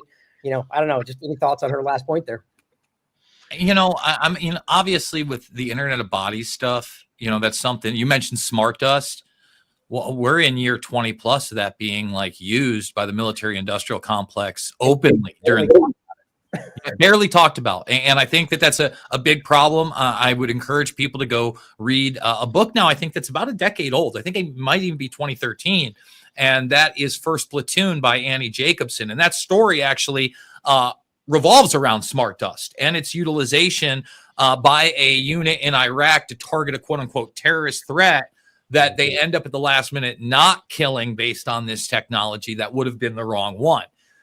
I do want to talk about AI-based killing because we've been mentioning Palantir and we've been mentioning Peter Thiel. Probably my clip of the year so far is when Peter Thiel gets asked about lavender and the Israelis using that to target, 34,000 quote-unquote terrorists. And Thiel is extremely, the most uncomfortable I think I've ever seen him in my life on video. His face gets beet red. He stutters. He stammers. You can see the inflection in his voice and in the way his jaw is moving, that he's very uncomfortable with that question, because when you do peel back any of the basic layers of who they targeted, it was basically people that were in group chats, right? People that knew people that were supposedly quote unquote Hamas terrorists. And then you look at the overall military targeting. We have to remember, the IDF utilized the technology that blew people up in broad daylight in public in non-military situations. Is this what we want to promote with Palantir and Lavender? And even more crass, and I would say openly militaristic, is his right-hand man in this Palantir project, aka Alex Karp. He's the one going to the consumer electronics shows. He's the one talking about these things, very, very blasé. And I think also about 6 months, he just bragged openly, this thing was going to be utilized globally, and they're the ones that have oversight, period. And as well as I do, that doesn't mean the quote unquote United States has oversight. This is a company that is heavily embedded in Five Eyes, which means what? Israel, the United States, the United Kingdom, really are allies as well on top of Australia and Canada, right? Because when we talk about what's going on in Yemen, do you think Palantir is not involved there? I mean, come on. So together basically in every field of war that we can see right now. And that is extremely problematic, not just because it's being utilized overseas, but because it's also being utilized domestically. And the question is, how much more implementation of that are we going to see now that we've legitimized this idea that even gang members in the United States are part of terrorist groups? People accused of being gang members in many cases without any due process or verification. So that adds to that point where you can just go, this is what I think it is. And people are literally going, that's enough. The president can decree that you're something with no due process and get rid of you. Or like you're saying, maybe a drone strike. These are real. This is why I've always said we don't just blot. Criminals are criminals, right? This terrorist word is utterly been overused, not just through the Trump administration, but even before that. And we've kind of placated this idea of domestic terrorists, right? There's a whole subsection of conservatives that want to call Antifa a terroristic organization. It's like, whoa, buddy. Again, if an individual or a group commits crimes, that does not necessarily make them terrorists. And when you take the word terrorist, you are taking out, like you said, all of due process. And that let's even just go back to the word criminal, though, right? Because it's the same principle, right? Whether you're accused of being a criminal or a terrorist, the point is, whether it's an illegal alien or anything else under the Constitution, therefore due process to prove those things. And so I think this is a really good overlap to what we're talking about with this Palantir or whatever else, Oracle aspect. We're discussing surveillance, identification, cataloging of information that then is used against you in ways where potentially, as we're seeing, Trump has floated 5 times now, the idea of sending Americans to a foreign prison, and so this obviously comes, and we don't have to get into that larger conversation unless you want to, but it clearly overlaps, seeing as how Palantir is using the justification of highlighting people in immigration and surveillance, and it's all building in the same direction, even if people agree with the outcome of this or how they're doing it, which I think is flatly unconstitutional. But it's an I think an interesting thing about the conversation about what the Doge has been doing is that I can't remember who wrote the article, but they described it as post-human. Because they were using AI essentially to decide whether someone was efficient or not, and then potentially firing them based on an AI made decision, or to which is if you apply that kind of same thing to the notion of whether or not somebody is, which they are doing, the notion of whether or not somebody is quote unquote a terrorist, or whether they should be deported for alleged criminal activity based upon an AI assessment of available data, then we are moving into, it is not unreasonable to say that we are moving into a post-human world, because those are the kind of decisions that surely must be taken, as you were saying, Ryan, as following a due process, not based on AI's assessment of a due process. And one thing I think that we are in very much danger of with all this conversation about AI is overestimating its actual capability. Yes, or lying about it. Yeah, because I mean, we are being told that it's capable of so much, but it's also incapable of a tremendous amount. Things that human beings can do in a split fraction of a second, AI is nowhere near capable of doing. So we are being kind of led into this idea that ultimately there will be a singularity. There will be this point where AI becomes sentient. There's no reason to think that isn't something that is on the horizon at all. What we've got is massive data harvesting and analytical programming of programs that assess that data. It might be highly complex and it might be able to mimic things like human speech, but it's not some sort of amazing kind of aid to the kind of forward march of humankind. It's quite the opposite. So there's no reason why we would ever want to even contemplate the idea of a post-human future. Why would we as human beings ever contemplate that? Yeah, it's the Great Reset, the MAGA Great Reset, or whatever's happening now. Ryan, there was a couple points that I did want to jump in on what you said, because I think that when you're talking about exiling criminals or rounding them up, first of all, under the guise of immigration, I'm much less sympathetic to people that aren't United States citizens, and I'll just put that outright. However, if you're going to deport them, you don't send them to Guantanamo Bay. Okay. And for me, that is a big issue, that you have a black site involved in any of this process, right? And I do not like the legitimization of something that should have been shut down, which should never been reactivated in the manner it was post-war of terror. A facility that still holds Khalid Sheikh Mohammed and the other accused 9/11 member 20 plus years later, and the public had some kind of a problem and outrage that they might have cut a deal with them when we didn't see any of the evidence presented, when we didn't see what was going on in these military tribunals, when you can outwardly say, obviously, they did not get due process in the case of a fast trial, as we're 20 plus years later. And now bringing that into the immigration process, one, like you just said, is heavily automated. You know that it's heavily automated. You're 100% right with Doge. And I think that people need to understand that process has been going on for a very long time. And actually, there have been specific units in NASA. I used to play videos of the guy talking about this, how like every 8 to 16 months, they would bring people in with the next level of artificial intelligence. And essentially, these people would train half the amount of the staff by those people that would then be let go in favor of this automation and AI promise, right? And when we look at AI, the next realm of AI is going to be essentially driven by quantum computing, Microsoft just announced their first commercial quantum chip, if you haven't seen it. There are new breakthroughs with Google and NASA in AI.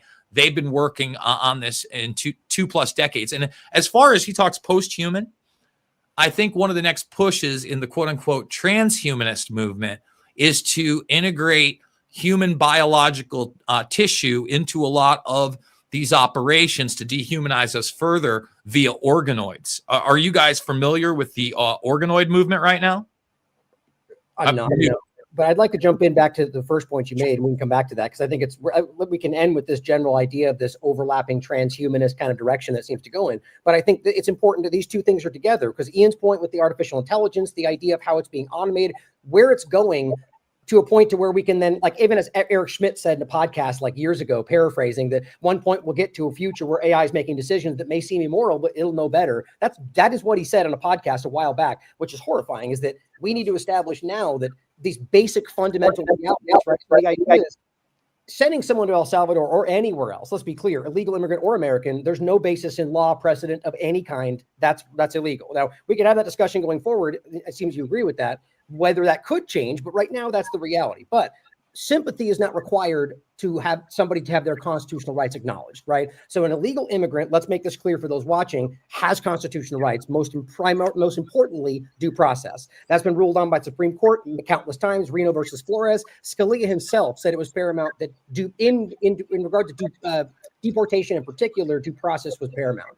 Judge Knapp's been talking about this a lot. The reality is, you can just ask Rock in generalized, it'll tell you that. The point is that it's weird we have a conversation today, people out there online, not saying anybody here, is arguing that immigrants don't have constitutional rights. I find that insane because it's simply not true. So bringing back to the point about how it's being used, this is what I think is important, is that they know people have been conditioned to be less sympathetic about certain circumstances. So they use that to get people to accept the undermining of their rights, rather their lack of acknowledgement. And so all that together is super important, because we're being edged into a position where AI is going to start making those decisions based on the precedents that they're making now. And I think that's wildly dangerous, right? So I think that larger conversation needs to be had about the manipulation of these things that are fundamental now for the technocratic society that they're building around us as we go forward. So take that wherever you'd like. And that's just considering that the AI system works as it's supposed to work. And I use technology all the time, and it doesn't. You're, in this automated system, you're a comma or a typo away from being convicted of a crime that you didn't commit, but somebody with a name very like yours did, or something like that. And this is something nobody is willing to really think about: is that there are limits to competence and there are limits to capabilities, and that itself is a threat. There isn't just a malignant, deliberate, proactive threat. There is the threat of a system that doesn't recognize the importance of the human element. Yeah. Well, and I'll add one more thing to it in general, is that, again, where it's going is that if we're at a point where a power structure can simply go, you are this thing, right? You are an illegal alien, let's say, and be able to remove you without process. Why couldn't that just happen to an American? And go, oopsie, now he's away, because there was no process in which they had to prove that was the case. These are very basic fundamental things that we're losing sight of in the world today. And I think it's designed to get us okay with that before we have this massive shift into something where, we're now dealing with machines or algorithms or whatever we're talking about, as James discussed, algocracy, right? Which is where this is going, But to bring it back to your larger point, Jason, is that the overlap to all of this transhumanist, technocratic future that they're definitely pushing us into, all the points on her article showing how this is happening under this administration. But to be clear, it's not unique to partisanship. It's been going on for a very long time. So let's end on that. Organoids you brought up and different points around that. Yeah. So, I just kind of want to end on, I often talk about the other end of transhumanism, right? Like human beings merging with technology, whether that's brain-computer interfaces or other types of tech. They've now kind of reverse engineered that. So what organoids are is that you take mitochondrial stem cells and then you grow artificial brain tissue that is then integrated into traditional electronics. And I know this sounds totally wild, but they've already, again, been creating these things for over half a decade. In fact, you can get a kit. And I played the stem cell lab kit. Here's how they do it. And it's a lot of CRISPR tech and things like that. Your Boys Life magazine. No, I'm just kidding. Listen, if you go watch the video, the music, I am bobbing and weaving. It's very much like that. So I had a conversation with Greg Autry of NASA about this, because they're also utilizing this technology on the ISS. Here's how commercialized it's become. And I had no idea about this guy. I'd never heard of him before. Alvin Lucier. This guy was a very experimental composer, where even in 1965, in a public forum, he had electrodes put onto his brain, and from his brain waves, he was able to conduct a full kind of like orchestra. You know, is it super impressive? Yeah, somewhat. I mean, the drums are going, you know, it's something to behold. He's been dead for 4 years. They did this process where they took his stem cells, created the organoids, and 2 weeks ago, they had a live concert of supposedly, and I don't know how much hokum this is. It's a private video if you want to actually watch it, but you can see the post, and there's news articles on it, where this dead person, his, you know, mitochondrial stem cell brain tissue had its own concert 4 years post-humanist. So I think they're going to try to legitimize this technology with the quantum technology and the other things moving forward as they try to integrate us into the machines. And I think what this does is this dehumanizes us further, and it puts less and less emphasis on our biological realities. That's all I'll say about it. Yeah. I mean, I think we all see different parts of that. How soon, you know, it tends to be that they make it look like something that's 20, 40 years away, but it's going to happen in a week, you know, but we have to just pay attention to these things, right? Because these are definitely, I would argue, I guess, at least in the narrative or the presentation, is that that's a little bit more on the fringe of the conversation, but that usually in my mind means that there's more of that happening than anything else. You know, it's just pay attention to how alarming these things are and how much is tied in with these central players in the background in the different studies. Like even going back to people like, you know, Charles Lieber, Bob Langer in the COVID timeframe. You know, the stuff they've been working on, like Jason's talking about, goes back a long way, and it does dovetail with things like nanotechnology and optogenetics, and you know, and I actually think we're well beyond that today. That's what we were seeing like 10, 15 years ago. So yeah, definitely worth conversation. Do you guys have anything you want to?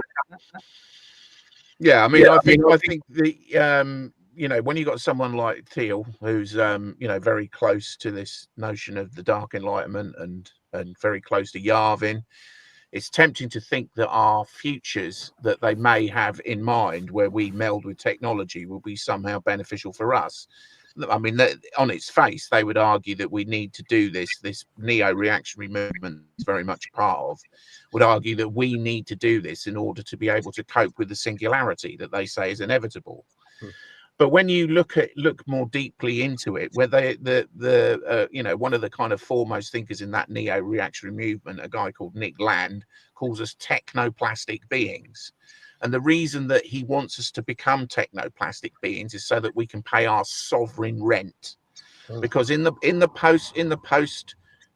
post singularity world that they warn against but are hell bent on creating, that you know, one of the problems they'll have with new kinds of industry and new kinds in an AI controlled system, you know, with perhaps more limited employment, is how are we the people who Nick Land calls inarticulate proles, Thiel calls us the unthinking demos, how are we going to be useful? So we need to merge into this system that they've got in mind, basically as kind of like subroutines in the overall program that will be running their technocracy. So I think it's important to stress that the people that are pushing this, we might call them the neo-reactionaries or the technocrats or whatever you want to call them, they despise humanity. They are of the traditional eugenicist, useless eater persuasion. That's how they envisage where we will be in the future. And I think going back to something you said, Ryan, about this kind of notion of bait and switch. So let's take the issue of digital ID. I think a big part of the Trump administration's success has been because in terms of election success and in terms of the popular support that he's enjoyed, is because people thought that, you know, he represented something, you could call it techno-populist, where they're standing up to the global overreach of things like the WEF and, you know, the UN and these kind of organizations, which Americans are fed up of being under the kind of rule of groups like the World Health Organization and so forth. And so he makes all these bold statements and pulls the US out of organizations like that and out of the Paris Accords and all this kind of thing to much fanfare, and everybody agrees. But the problem is, if you're a globalist that wants to sell digital ID to a population, it's pretty easy. If you know, let's say that if we use the traditional kind of political kind of spectrum that we're given, left and right, let's say that you've already convinced the left that they need to adopt digital ID in order to stay safe. They need to adopt digital ID so that their carbon footprints can be tracked. They need to adopt digital ID so that they don't die of a disease if they cross a border. The sell has already been relatively successful for the traditional left, that I would argue. How do you get the liberty-minded, small c conservative, traditional right on board with that? Well, you just sell them the same product, but instead of saying that it's for protecting the planet, you say it's to fight illegal immigration. Right. It's the same product. It's just a different sales pitch. So that's really how I see what's happening is happening. It's, you know, the notion of the freedom city. There's no difference between the notion of a freedom city and a 15-minute city. One comes from the globalist, so-called quote unquote globalist elite, and one comes from the new neoreactionary elite. But it's the same thing. A 15-minute city and a freedom city are the same thing. So, you know, it's people get on board because they're behind the person that is selling them the idea. Not that the idea is fundamentally any different. It isn't.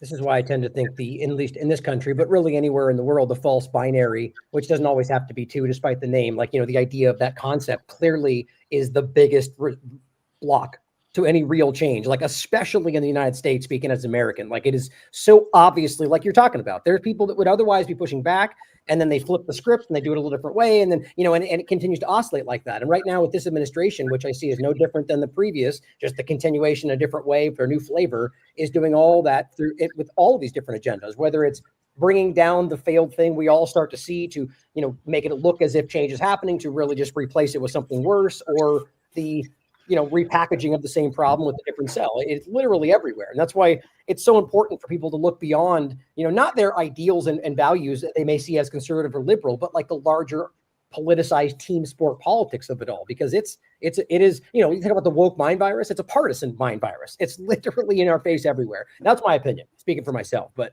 you know, I think that's a very good point to kind of wrap on in general. But you guys, any other points you guys want to include on that? I was just going to rattle off some things on the article before we wrap up today. And we're nothing to shout out, nothing else, guys. All right. Well, I'm just going to generally point out, you know, make sure. What's funny as we started, like the point was, and I don't know why I didn't immediately recognize this would not happen for how much we have to talk about, but to go through each one of these data points and discuss the issues and also the solutions around them. But, you know, we got to the digital money part of it, and there's plenty more, as you noticed, in part. I hope you all see the war on cash, digital monetary system, financial disclosure, the Doge overlap, the failures so far of the different things that haven't happened, Real ID, Stargate, and then, of course, you got into internet of bodies we briefly touched on, but the assets part, which we didn't get to, which I looked at Catherine's work. It's really important to understand how this, you know, the Lutnick part of this and the financial side of it is playing out in regard to the tariff overlap, as well as she highlights, and the kind of lie around it. Also, the energy discussion, as she points, drill, baby, energy policy from Trump, but also the budget in general, which is what I was just saying about the tariff overlap and how it seems to be offset by other actions that are being taken. And, you know, hey, maybe it'll end up positive, but to wonder whether that was always kind of the plan is the point. But then she also has others at the bottom: election fraud, organized crime, weather warfare, geoengineering, as we were referencing before. A well-written article, and I would argue she herself would point out that this itself doesn't even truly address the real scope of this problem. There's many other points we could include. But thank you all for joining today. And, you know, anything else you want to leave on the way out in general? I think it's a good time to discuss these things. Thank you all for being here. I'd also just say she did throw in the Epstein files, and I think a good assessment there. There's a whole nother ball of corruption that, I mean, people should be being prosecuted for the evidence that they're going through. And since we're not seeing that, look, I don't think we're going to see those files in full, because if we did, obviously it would have to be preceded by real indictments, real criminal trials, and then prosecutions for that evidence to come into the public arena. So I would just encourage people to read this. But realize, like you said, no matter how extensive it is, I mean, we just talked for 2 hours on a lot of points that were not even included in this, and we could have gone on for a much longer period of time. Yeah, I'd just like to reiterate what Catherine said as well during our conversation earlier, and that is that it's not an all or nothing situation that we find ourselves in. We can make decisions every day in our lives that move us towards the destination that we want to go in. That may mean accepting some inconvenience, and it may mean not being able to do things like go to a sports event or something like that. It might mean those kind of sacrifices, but it all amounts to what matters to you. What do you think is really, really important? And if you think that sacrificing your freedom is not important, then fine, that's a choice that you make, but then you have to live with the consequences of that. And I think that it's going to be very difficult, as something Steve was saying. Billions of people are not suddenly going to start not using their cards and not using the and not using all the modern conveniences that they've become accustomed to. That's not going to happen. But I think if pockets of communities start building, and funnily enough, we can piggyback on something that has been suggested called the network state, because there are aspects of the network state that was written right Balaji Srinivasan that there might be something to that. So creating pockets of communities that communicate with each other's like nodes on a network, but that exchange goods and services and trade necessarily outside of the system. That kind of thing could start building some sort of resistance to what is happening. But more importantly than that, for the people that are involved in that kind of thing, personally, you're already making a stand against the kind of encroaching tyranny. So it's not all or nothing. We still have to use our cards if we buy something from Amazon, but we can use cash. You still buy from Amazon? Just before the show. yeah. But so we can make a difference by focusing on what we do every day. Here. Yeah. I would also like to add to really just bring something back that Catherine did say just before she left. She says she doesn't think it's possible that they can do what they want to do, and I would tend to agree. And I think it might seem sort of passive compared to other solutions, but I genuinely think, as much as I pointed out incompetence as a threat, incompetence is also a source for optimism. I simply don't think they have the ability to do the system they want to implement on a full wide scale and have it be foolproof. I'm a big believer in the War of the Worlds defense, which is essentially they will be rejected. Like spoiler alert, War of the Worlds, but in the end, the aliens are killed by bacteria from this planet, not by us. They just can't live here. And I don't believe that this system can exist. I don't think it can be there and not have people simply slip through the cracks and be left alone. Yeah. And I really do. I mean, I see it all the time. People will simply go on without it. I certainly hope you're right. And I do think it's worth, at least leaning into in hopes that that's the reality. But, I think the problem is whether they're trying to change the reality of our world, our existence, in order to make that be able to be possible. You know what I mean? Like, we're watching a transformation of the human species, if at least the attempts therein in the long-term plan. So I think the whole point is that in every possible way that we can, if you recognize this problem, it behooves us to try to make a difference in our lives. If it's the smallest things, whether it's voting with your dollar or speaking out about this, starting your own show, or completely pulling out of society, all these things are things out there to consider, or just, talking about these things. I will and point of the Catherine point with Steve again, it's interesting is that it's easy to fall into the idea, the belief, and maybe it's right, that no one's going to do that.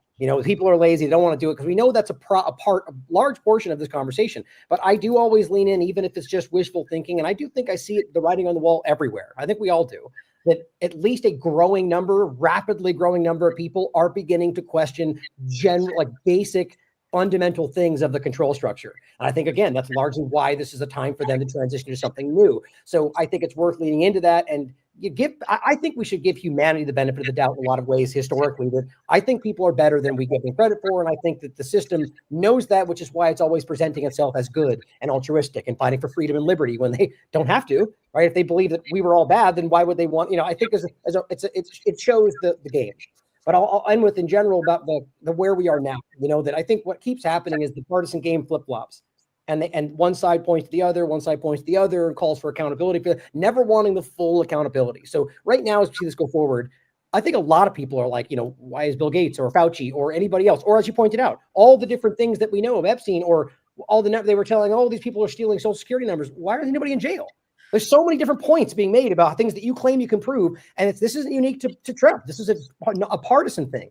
The idea that clearly there should have been something happening by now. There should have been something happening in Biden's administration, but it doesn't. It progresses. So that doesn't mean you have to completely disillusion yourself or break all the views you have, but just recognize what that shows you, that ultimately that this is not going, at least right now, in the direction that they're always telling you it's going to, and at least ask why that may be. And then go through Catherine's article, and hopefully you'll put the dots together. But thank you all for tuning in today. And I'm looking forward to some more IMA panels coming up soon. We have the website still being built from Odyssey at the moment. And, it has been delayed a bunch, but there's a lot going on there. So hopefully that'll be out soon. And from TLAV side of it, thank you all. As always, question everything. Come to your own conclusions. Stay vigilant.